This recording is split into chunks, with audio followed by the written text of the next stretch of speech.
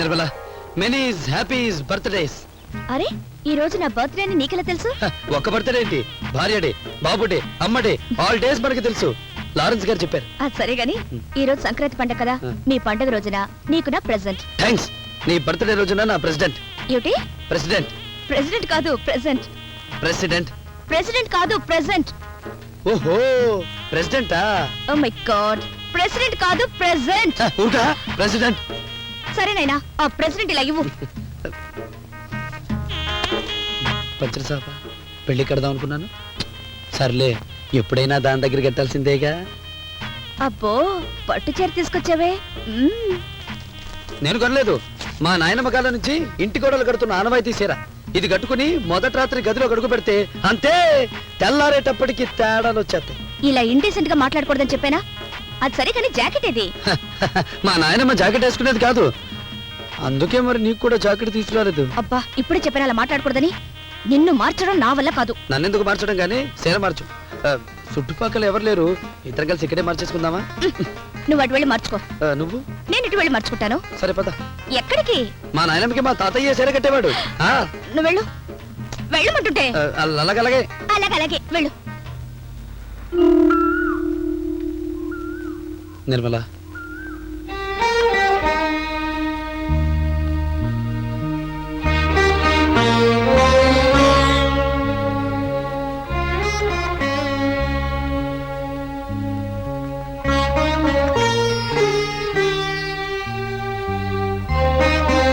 నిర్మల ఆగు.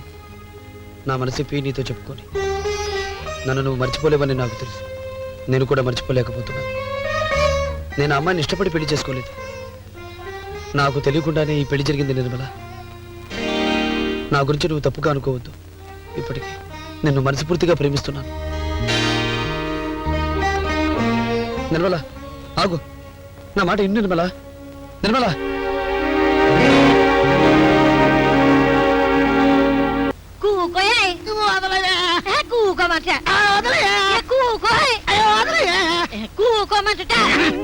ఏటి ఇవాళ మన పెళ్లి రోజు కదా, కాసేపు కూకుని మాట్లాడుకుని ఆడుకుందామంటే అలా మిడతలాగా ఎగిరి పడిపోతావేంటి? మిడతలా ఎగిరి పడతాం కాదే, అవతల ఆవులు కుడితట్టాలా అయ్యగారు వచ్చేవాళ్ళైంది. ఎప్పుడు అయ్యగారి పని ఏంటి? నీ పెళ్ళం పని చూడవేంటే. ఈ పని ఎప్పుడు కాదన్నానే, అది ఎప్పుడు పడితే అప్పుడు బాగోదే.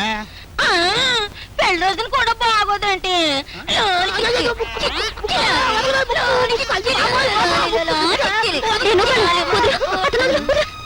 అమ్మా తల్లి రక్షించు, చల్లగా ఉండు. నువ్వు కాలు ఏమిటలా నీ మొగుడుతో గొడవ పెట్టుకుంటున్నా? నా మొగుడు నా ఇష్టం, గొడవ పెట్టుకుంటాను. కాకపోతే నా గోసికి మొలతాడి కింద కట్టుకుంటాను. నీకెందుకు? మా మొగుడి పెళ్ళల మధ్యన ఎయ్యి ఉంటాయి, లచ్చ ఉంటాయి.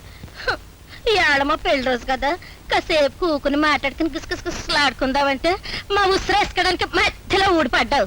అవునులే, డాక్టర్ ముసురు మట్టుకు నువ్వు పోసుకోవట్లేదెక్కి. డాక్టర్ని ప్రేమించిన మీ మావితో దొంగతనంగా నీకు ముడేయించారు. అందుకని అసలు ఇక్కడ రానే రాడు, బజార్ని పడిపోయాడు. అసలు మొగుడు పిల్లలు అసలు నీకెలా తెలుస్తాయి? తాళి కట్టించుకోగలరు సరే. చిన్నపిల్ల దగ్గర ఏటో మాటలు, ఎవరి దగ్గర ఏం మాట్లాడాలో తెలియకరా? కుక్క పుట్టుకు పుట్టాల్సింది, నెక్కి నీతులు చెప్తుంది. అమ్మా నూకాలు చెప్పింది నిజమేనా? అందుకే నా మావ ఇంటికి రావట్లేదు. అదేం లేదమ్మా, నువ్వు వెళ్ళి ఆడుకో.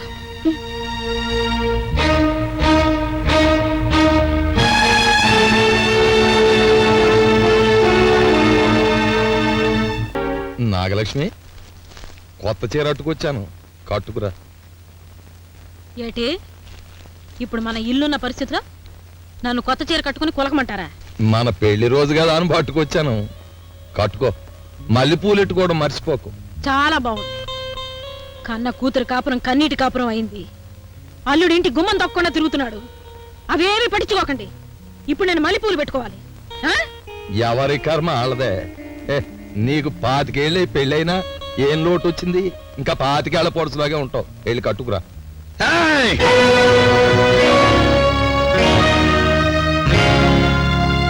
చేసుకో, బ్రహ్మాండంగా పండగ చేసుకో.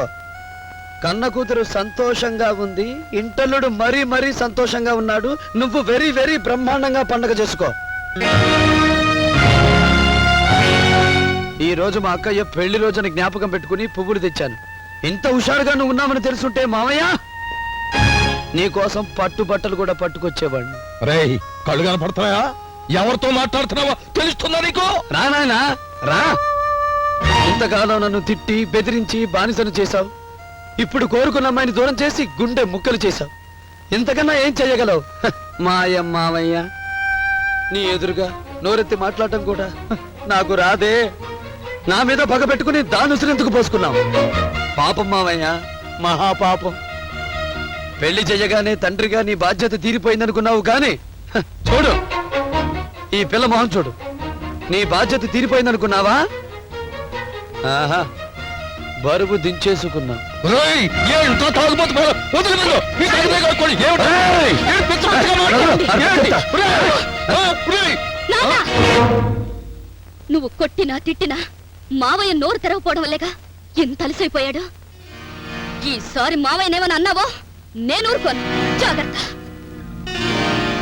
అమ్మా, నీ మొగుడి పరువు కోసం నీ తమ్ముడిని పిరికివాణ్ణి చేశావు.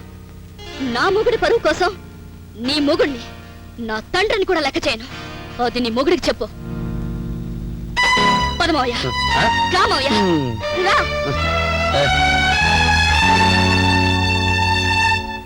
నేను ఆడి అక్కను అనిపించుకోలేకపోయినా అది ఆడి పెళ్ళం అనిపించుకుంది. జీసస్, నిన్ను ప్రార్థించడానికి చర్చికి రావద్దని వెలివేశారు. కానీ నువ్వెక్కడుంటే అక్కడే నాకు దేవాలయం. నాకు ఏ కోరికలు లేవని నీకు తెలుసు. ఈ ప్రపంచంలో మంచి వాళ్ళ కష్టాలు తొలగించు, చెడ్డవారికి మంచి మార్గం చూపించు. అదొక్కటే నేను కోరుకునేది.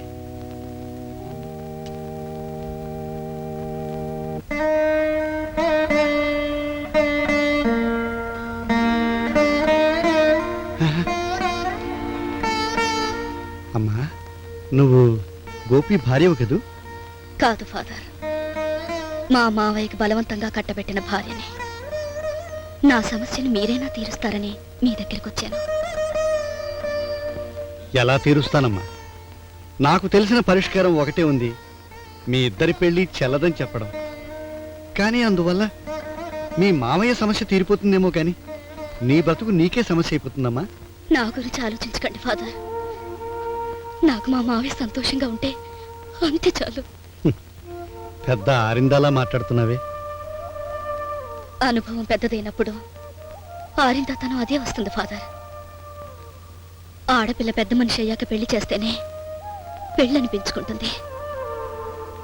కాని కాకముందే చేస్తే అది బొమ్మల పెళ్ళే ఫాదర్. ఇది నిజమా? నువ్వు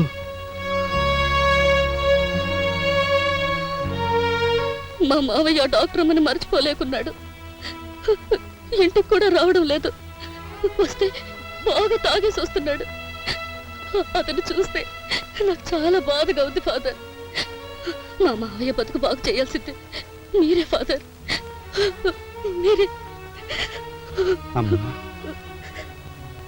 ఈ వయస్సులో చర్చి కోడి తీసేయడానికి కన్నీరు పెట్టకుండా ఉండలేకపోయాని. ఇంత చిన్న వయస్సులో ఎంత ఎదిగిపోయావమ్మా. నీ నిండు జీవితాన్ని అంత తేలిగ్గా తీసి పారేస్తున్నావంటే యు ఆర్ వెరీ గ్రేట్. చూడమ్మా, నువ్వు ఇంటికి వెళ్ళు. నీ సమస్యను 10 మందిలో పంచాయతీ మధ్య నేను తీరుస్తాను. వెళ్ళమ్మా, వెళ్ళు.